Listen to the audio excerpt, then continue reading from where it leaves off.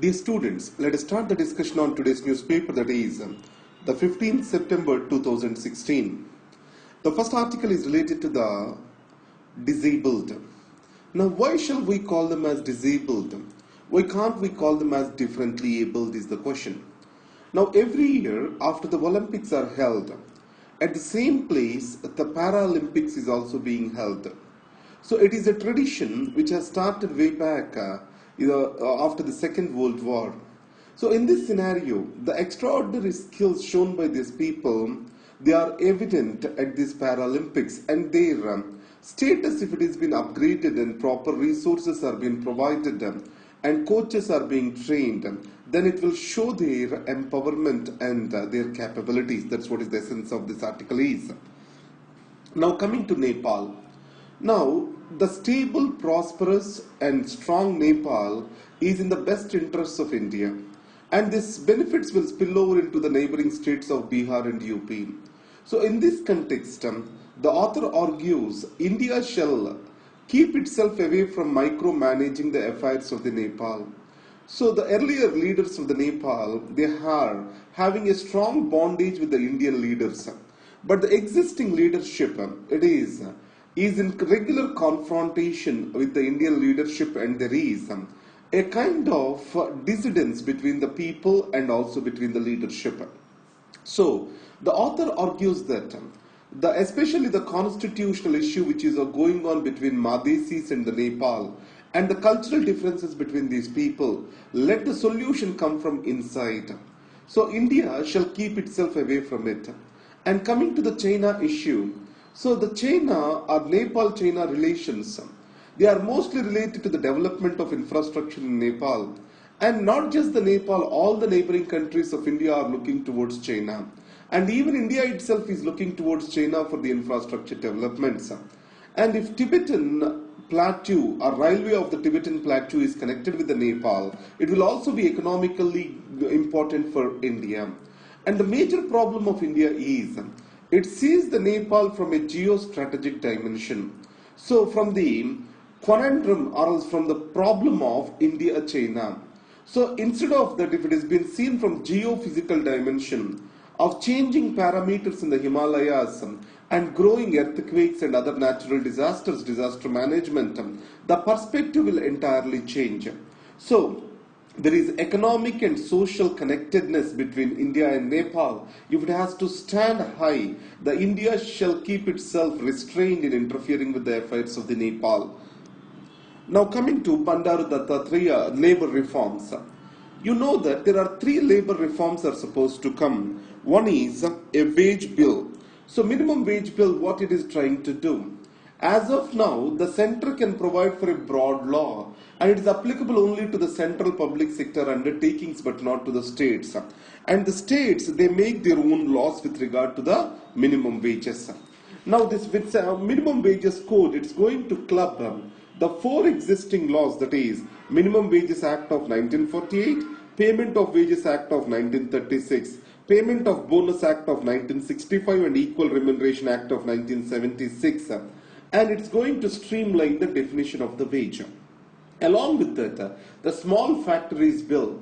So it is going to have a different labor norms. If the factory size is less than 40, the worker size is less than 40. And added to that, Industrial Disputes Bill is also being coming up. So it is also criticized by the trade unions as it's also criticized as hire and fire bill. Why? Because previously the governmental permission was necessary to remove the workers only if the factory size is 100. Now the size is being raised to 300. It means most of the factories will escape from these norms. So these are the 3 issues that will be discussed. Now coming to sapping India's vitality. Now here there is a good case study of Sri Lanka. Now you know that India also has to eliminate its malaria by 2030. So it means hardly 14 years we are supposed to eliminate this. And the prevalence of malaria is highly underreported in this country. And there are many other vector-borne diseases which are causing a huge economic losses in terms of the man hours and also productivity of our employees. So the disease burden is recurring every year, but there are no effective steps taken into this. If you take Sri Lanka, it was able to eliminate the malaria in spite of having civil unrest. What it did, so irrigation and agricultural fields are covered, and then residual spraying was done at the households, and it also has provided for mosquito repellent nets. So India has taken up all these measures, but still the vector-borne diseases are prevalent in India. So there is something called commitment that is missing on India's part. And the BRICS, it is going to be held in Goa. So in the BRICS summit, what shall be the future of the BRICS can be a question to us. So the China is looking for a security dimension for the expansion of the BRICS. Now in this BRICS, you know that recently in Kyrgyzstan, there was an attack on Chinese embassy. So there is a particular area that is called Fergana Valley between Kyrgyzstan, Uzbekistan and Tajikistan. So this valley is known for these drug mafias, etc. So this can also be an issue for discussion. And at the same time, there is Moscow-Beijing dialogue is going to simultaneously held on the sidelines of the BRICS. So Moscow-Beijing are conducting the naval exercises on the South China Sea. You know recently the judgment of International Court of Arbitration on South China Sea. Then it is strengthening the Russia and China relations further. Coming to the special category status. In Andhra Pradesh, there is one issue which is raising the emotions of the people to the peaks, that is the special category status. What is this then?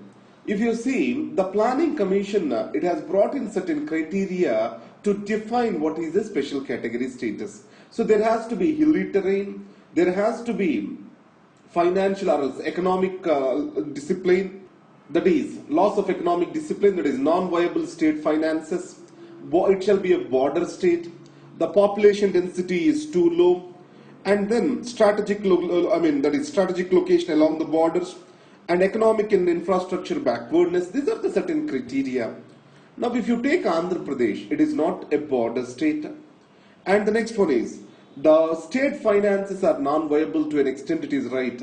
Hilly terrain is absent, and then infrastructure backwardness is absent. The low population density also do not apply. Only the criteria AP is demanding for special category status. It is on non-viable state finances. Now on the other hand, if you take Bihar, Orissa, these are also demanding for the special category status. Not just based on the non-viable finances, but also based on economic and infrastructure backwardness. Now, if you take the 12th Finance Commission recommendations and 14th Finance Commission recommendations, the special category status appears to be futile. Before going into that, so what the special category status states gets extra? The plan and non-plan expenditure used to be there previously. So, in support of the state plan, the center used to give the funds. So, under the Gadgil-Mukherjee formula, the 30% of the funds of the Gadgil-Mukherjee formula are specially earmarked for these special category states. Because of this, what happened? So they are able to get greater finances compared to other states, and 90% of these funds used to come as grants, only 10% as the loans. Now, 12th Finance Commission, it has recommended that so the state, the center shall stop giving loans to the states, and 14th Finance Commission, it has done away with loans or else this differentiation between plan and non-plan expenditure. So it means that the Gadgil-Mukherjee formula transfers or plan transfers is going to be a thing of the past. So 14th Finance Commission removing away this differentiation, it has increased the total statutory transfers from 32% to 42%. So in these circumstances, the author argues that the special packages are the only way forward before the central government to help the states. So these are the discretionary grants which it is giving for. And if you see, or if you compare Andhra Pradesh with the other states such as the Madhya Pradesh where it has been cleaved, and Bihar where they lost the revenue generating mineral rich regions, in spite of this, so the Andhra Pradesh package is much better. That's what is the author argues for. and coming to towards an equilibrium. So here the central argument of the author is the armed forces are discriminated in providing for the allowances and benefits as per the 7th Pay Commission. So the chief of staffs have to argue with the defense minister and defense bureaucracy to get the fair share to their soldiers. In that scenario, today these sensitivities are getting exposed through media and other means, and disciplining of the officers by the superiors becomes a difficult deal, and it may demotivate the staff from working. Now coming to NGOs, I told to you that there is corruption and lack of accountability and transparency in the functioning of NGOs. If you take the total count of the NGOs, 1/10 of the NGOs are only giving financial returns, annual financial returns. And the Foreign Contribution Regulations Act, even that very few NGOs are providing for their returns, and most of the, almost some 88% of the NGOs receiving the foreign funds are not providing for their returns. In these circumstances, the Supreme Court has asked the Law Commission to look into this matter and to develop a law for regulating the NGOs and their fund flow. So these are the articles for today. Thank you very much. All the best.